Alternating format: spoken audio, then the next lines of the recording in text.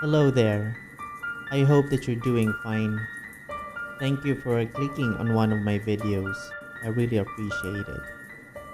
If you notice that you're hearing a different voice now, it is because this is my actual voice.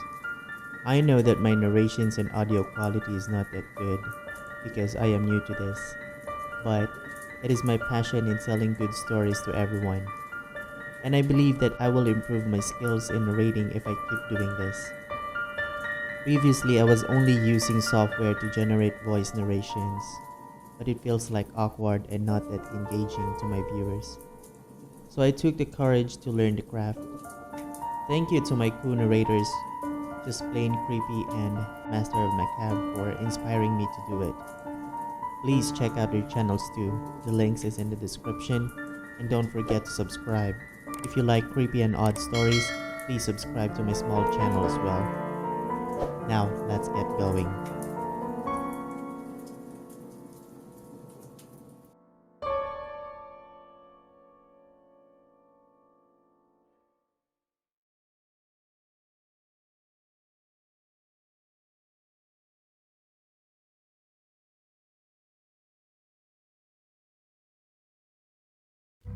When I was 12 years old, I got an unusual opportunity.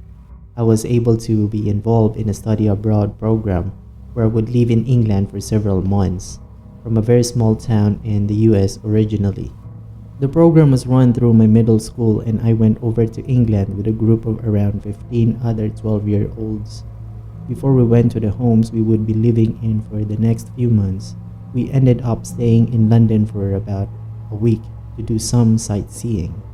When we got there, we were staying in a small hostel downtown, and my school had essentially rented out the entire hostel for the kids and for the adults that were chaperoning the trip. If I remember correctly, there were 2 adults with us. Every day we would have a scheduled activity, and then we would have a significant amount of free time where we were allowed to explore the city as a group with just the kids and no adults. The second day we were there, my friends and I were out together, and we ended up stopping to look at some kiosks that had souvenirs. We were about a block away from our hostel. I was around the backside of the kiosk. It would look like I was alone, and I feel someone grab my arm. I turn and see a middle-aged man, most likely homeless, looking at me, and he says, "Hello there, pretty girl," in the creepiest voice I had ever heard. I immediately darted from the other side of the kiosk back to my friends. Before I could even tell them what happened, he came around and got super close to me and said, "You can run, you can hide, but I will find you." And then he walked away. I immediately grabbed my friends and started pulling her back towards the direction of our hostel. I was crying when we got back there and told our chaperons what happened. They essentially brushed it off and didn't do anything. Every day we were in London from then on, I would see him 1 to 3 times a day. When we were out, he would never get close and never say anything, but he would always be smiling while watching me. Every time I would see him, I would point him out to either one of our chaperons and another kid in our group. On the last day we were there, we were getting ready to leave, and we were catching a train from London to Leeds. While we were waiting at the train platform, I hear, "Bye, little girl. I will see you soon." And I turn around, and sure enough, he is there. He quickly leaves, and again, no one in my group really does anything, except for the kids. They were all completely freaked out. I never saw him again after seeing him on the train platform, but I still remember his voice. Every time I think of it, I get a shiver down my spine and think about how close to danger I was.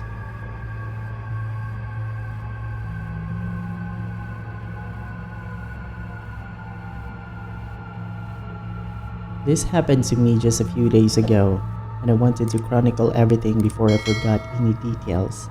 It's a little long, so bear with me. I work at a popular retail store in a mall close to my on-campus apartment. I was home for Christmas break and decided to work Christmas Eve since I was promised the time and a half, and I could use the money to buy some extra Christmas presents. My childhood home is not very far from my apartment, but it's about an hour drive from my work to my childhood home. Our holiday hours were extended this year, and I was given a closing shift for Christmas Eve. The store closed at 10 p.m. and the closing shift ended at 10:30, meaning that I would be getting home around midnight after swinging through a drive-thru to grab something to eat. The closing shift at the store usually had 2 employees and a manager working, but other employee that was supposed to close with me was out sick, so it was just me and the manager. While the manager emptied and counted the cash drawers and wrote the daily report, I gathered up all the trash and cardboard and left it all by the back door in the stock room.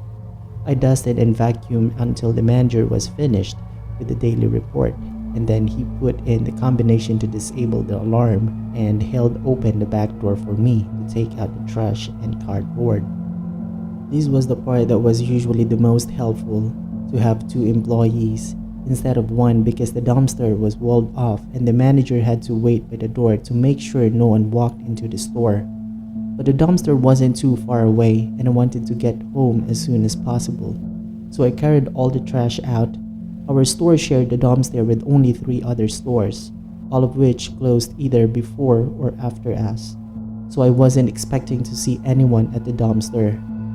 I was so startled that I dropped my bags when I saw someone digging through the trash. He looked up at me when he heard the bags fall. "Oh, hi. I dropped my wallet in the trash. Could you help me grab it?" he asked. 1,000 red flags went off in my brain and I immediately began to back away. I don't think I can. I need to take out the trash and get back to my store," I said, trying to walk towards the store slowly. "Which store do you work at?" he asked. I'm not sure why I told him, but I told him the store I work at and he nodded. "Oh, nice store. You can just leave the bags here. I'll toss them when I'm done looking." I went back into the store at that point, a little creeped out but not suspecting anything else. I told my boss what happened and he laughed a little and offered to walk me to my car, as I was parked in the lot behind the store and he was parked in the parking garage attached to the main mall. I declined and walked to the nearly empty parking lot. There were only 3 cars in the parking lot, including mine. One car was parked close to the back entrance of a neighboring restaurant, and the other car was parked just a few spots away from mine. I couldn't see the person inside, but the car was on, and it looked like the car was trying to warm up the car from the inside before scraping off the ice on the windshield. I glanced at the car a few times just to mentally jot down the make and the model of the car. A blue Honda Accord. Before getting into my car and locking the doors, I called my parents to let them know that I was just now leaving and that I would be stopping to grab dinner on the way home, so not to wait up. I keep my eyes peeled for the different fast food joints on the side of the highway, but the majority of them were closed as it was 11 p.m. on Christmas Eve. I was getting hungrier and hungrier. As I got closer and closer to the exit from my house, I had decided to just scrounge up some leftovers at home as I drove through my town, when I saw a subway with blinking lights that it said, "Open late." I peeled into the parking lot of the subway and saw the red light sign indicating that it was open. I walked into the sandwich shop and took a look around as it was pretty empty. I called out to the empty store and was able to get the attention of the only person working in the sandwich shop. "I thought I locked that door. We just closed," he said. "Come on, man. I just got off work and I just want to grab something to eat before I go to bed. I'll be really quick, I promise," I begged him. He sighed and agreed, probably taking pity on how exhausted I looked. We talked for a little bit about working the late shift on Christmas Eve as he made my sandwich before a group of teenage boys walked into the store. "We're closed, guys. I'm going to lock the store after I'm done making her sandwich," he said. "But I want sandwich," one of the boys whined. "Fine." The subway employee got out from the behind the counter and locked the door, so no one would be able to get in and he could ensure that the teenagers would be his last customers for the night. He finished making my sandwich and left me to pick out my drink and chips at the soda fountain.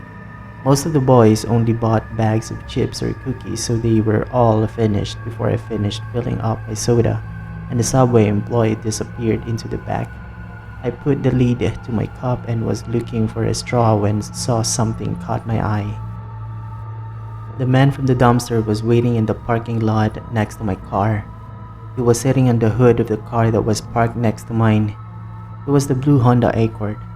I really started to freak out at that point. There was no reason for this guy to be in my town an hour away from the mall, at the exact place I decided to stop if he wasn't following me. And what was he doing in the hood of this car? It was the day before Christmas. It was snowing and below 30 degrees. Hey, can you guys walk me to my car? I asked the group of boys. Yeah, you're right? One of the boys asked.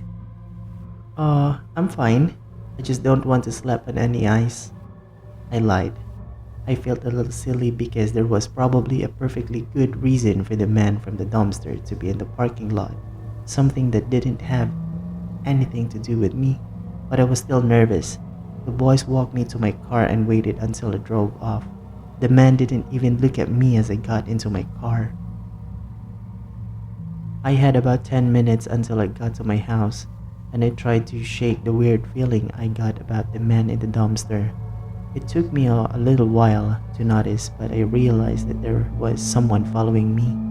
It was hard to see because the car's lights were off, but I noticed the car when I glanced in my rearview mirror as I drove under a street lamp. I started to get nervous again and drove past my house and turned back onto the main road, hoping I would lose this guy. This car stayed on my tail, and I watched in my rearview mirror as we went under a street light again. It was a blue Honda Accord. I pulled out my phone and called 911 and explained the situation to the dispatcher. The dispatcher advised me to drive to the nearest police station and told me she would inform the police station of what was going on. I stayed on the line with the dispatcher until I pulled into the police station. The Honda Accord drove past the station. There was a police car waiting outside the station that drove after the guy, but ultimately there was nothing they could besides give him a ticket for driving with his lights off. My description of the man by the dumpster matched the driver of the Accord. I don't know what he had planned, but I haven't seen him since and told my boss about the incident, so I won't have to take the trash out on my own anymore. So to the man who followed me for over an hour on Christmas Eve, let's not meet again.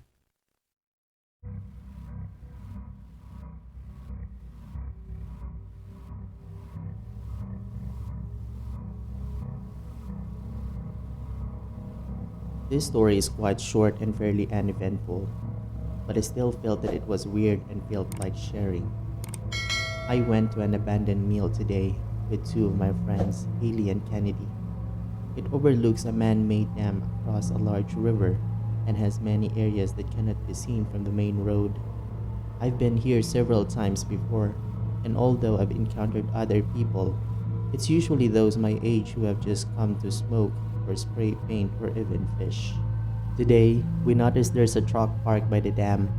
Kinda weird, as most people just walk from the road, but they didn't really question it. I noticed the windshield wipers are on and figured they're about to leave. We walked down a hill to a building that continues to some rocks that overlook the river. Within a few minutes, the man from the truck has walked down to the sand and by the river and can obviously see us above him and knows we see him. I noticed there was something in his hand, but don't question it.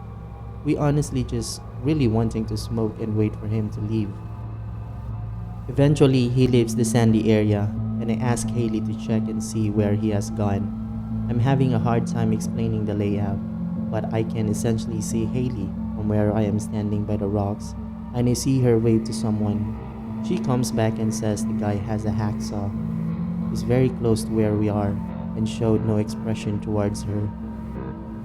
Maybe it's just all of the true crime stories I've heard and my experience as a woman.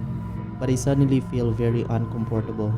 If the guy were to walk closer to us, we would have no option but to move past him. In front of us is the rocks leading straight to the dam and river, which must be roughly 150 feet drop at least.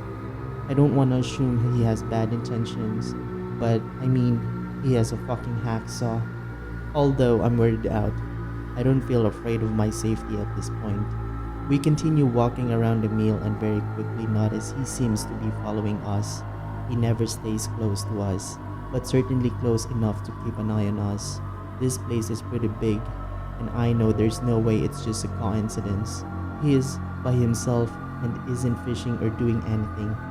He's just walking around and swinging his hacksaw like a circus clown. I notice him looking at us a lot too. It's also important to note that it's really cold and rainy, so the ground is quite muddy. I couldn't help but note that this would make it harder to run if something were to happen.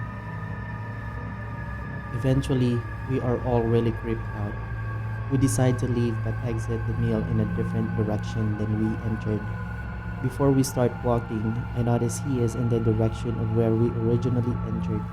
We have to walk up a muddy hill that's maybe 0.25 of a mile to get to the main road, which is already in a pretty isolated area. As we're unpacking this strange situation, I glance behind me and notice the hacksaw guy is way too close for comfort and is walking faster than he had been.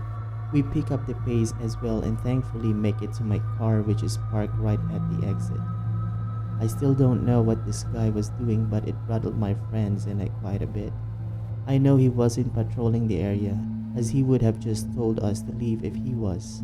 My imagination sure come up with a few scenarios though. So creepy guy with a hacksaw who followed my friends and I at an abandoned mill. Let's not meet.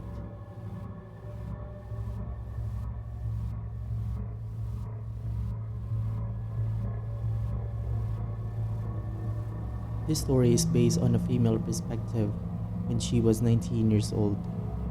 I fled the nest when I went to university and wasn't very streetwise. I live in a nice area of a city, which unfortunately backed into a very rough area. You could cut through the rough area as a shortcut, but my friends and neighbors always warned me of walking through this area even in the day.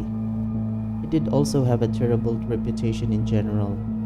The last conversation with my neighbor should have made an impact on my way of thinking. She said, "You should be careful walking through there. You can buy guns and knives from the tower blocks. Every year, a girl has gone missing while walking through." I just brushed this off with that immature attitude of, I know the best and it won't happen to me. So the scene is set. I used to go out and partying and clubbing a lot while I was at university. One Christmas, I meet my friends in the city and got very merry, and after I staggered out of the last club at 3 a.m., I decided to walk home. My friends begged me to get a taxi, but a tight student, I said I'd just walk it. They said their good nights and told me to let them know when I got in. I remember it being very cold. There was some ice and snow about, which was hard to navigate in my skate trainers. I got to the rough area to take my shortcut, shave about 10 minutes of my time. I started to walk down the road past the tower blocks when this white transit van slowly drives up behind me. I turn around, they slow down. As soon as I turned back, they started to creep up to me faster than before. When they were level to me, I turned and looked at them. There was 3 middle-aged men staring at me.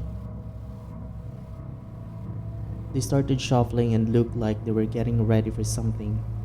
Initially, I assumed they were lost or that they live in the area. All of a sudden, they ripped the van around in the road and doing a U-turn up towards me. I've never run so fast in my life. I don't know how I did it. I didn't slip and I didn't fall. I managed to get away safely. When I got into my house, I locked the doors and hid in my bedroom. I messaged my friends to say I got in okay and didn't mention the night events until the following morning. I spoke to my neighbor who had warned me about that area, and she said she wasn't surprised. The girls that went missing disappeared in the early hours of the morning. Assumingly, after being at a party or clubbing, I learned my lesson. That day, I never walked down there on my own again. I also became a lot more street savvy and listened more.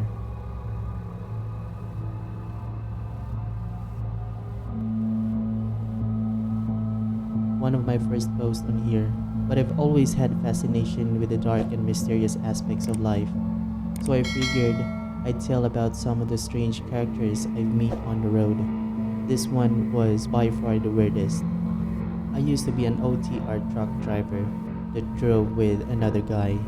This job only lasted in a year in total, but within that year, I had some strange encounters on the road. One of which was another truck driver that decided to take his shirt off at a fuel lane and proceed to wash himself in windshield wiper fluid during one of my breaks. Despite some of the weird people or off-kilter types, there was one guy that creeped me out more than anyone else. He is one of the main reasons I stopped driving in the first place. The interaction happened at night. We were driving a load down to California, set to arrive the next day at night. I had arrived at a rest area in Arkansas at about 3:30 a.m., just having finished my drive time and getting to set to take my 10-hour break. It was dark, light rain was pouring, and the rest area in particular was down a bit from the highway and completely encircled by trees. Perfect spooky atmosphere for the interaction I was to have. I clocked out for the night, did a quick scan around and hopped out and locked the truck. The rest area was pretty quiet. A few spare cars in the parking lot and a couple of semis that decided to sleep here for the night. An assortment of benches around with some canopies over them to shield from the rain. I was walking to the restroom to take a leak when I saw a man in the dark smoking cigarette and sitting on one of the benches. Walking past, my anxiety raised a bit, but not enough to set up alarm, and decided to keep heading to the restroom. Handled my business, washed my hands, and headed back to the truck. The man was still seated on his original spot, but his body language told me he was now watching me. His face was shrouded in shadow due to the overhead light, but his whole body turned as I walked past. Getting slightly paranoid, I picked up the pace back to the truck, hopped inside and quickly locked the door. Figuring the worst of my anxiety was over, I decided to turn the radio back on to finish one of the comedy shows I was listening to and finish the beef jerky I had bought from earlier. As I raised the jerky up to my mouth, my periphery sensed some movement, and I looked up the benches for that man. He was no longer sitting at the bench. He was now perched underneath the light post about 10 feet from my truck. My anxiety flooded back and sensed something was off. Something about his posture was bothering me, like I could sense this man didn't have good intentions. I shut the radio off at this moment and stared back. This guy didn't move at all. The shadows covered most of his face, but I could tell he was staring at me. This stare down felt like it lasted for 10 minutes straight. He didn't even lift his arm to take a drag from his cigarette that was still lit. Feeling like this situation was too strange, I called to my co-driver who was sleeping in the cab. What dude? He said, still waking up. Hey man, I finished my shift, but there's also this dude staring down me and the truck outside. I hear him move about a peek through the cab curtain. What dude? I look back and the dude is gone. I freak out and scan all over. And when I look in the driver's side mirror, the man is now walking slowly towards the back of the truck, cigarette in mouth. Looks like he's walking around the truck, I say. What the fuck? Really? What side is he on? Co-driver says confused.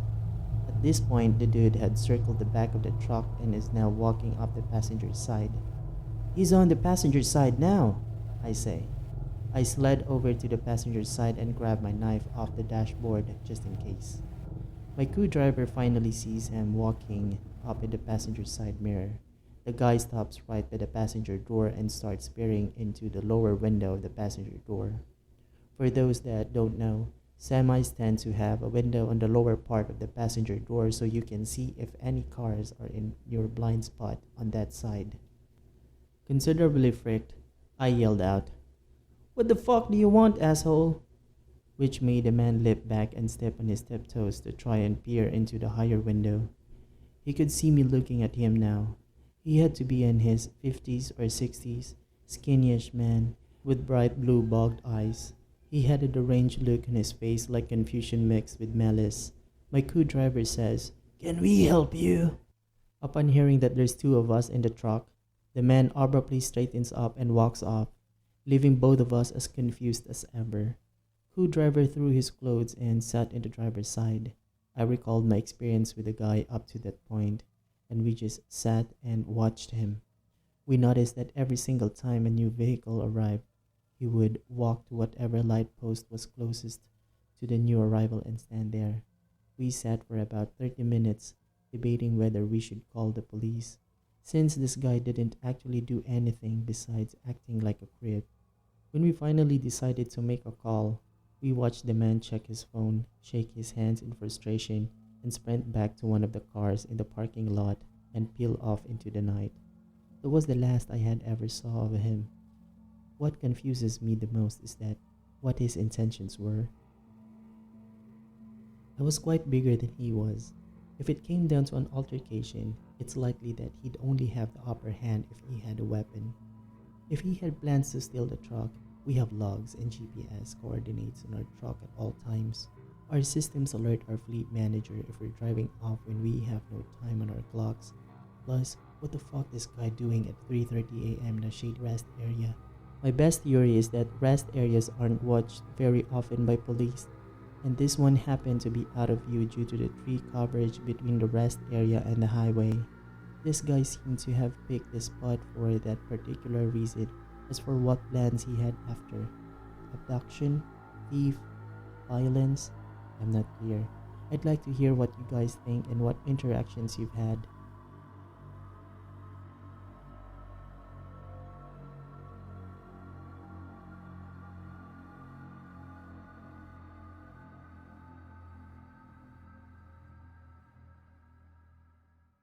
Thank you so much for watching and listening to the stories. Thank you for finishing it until the end. I appreciate it. Again, if you like this kind of stories, please subscribe to my small channel to be updated with the latest stories. I upload 2 or 3 stories in a week. See you again, and don't forget, storytelling is the oldest form of education.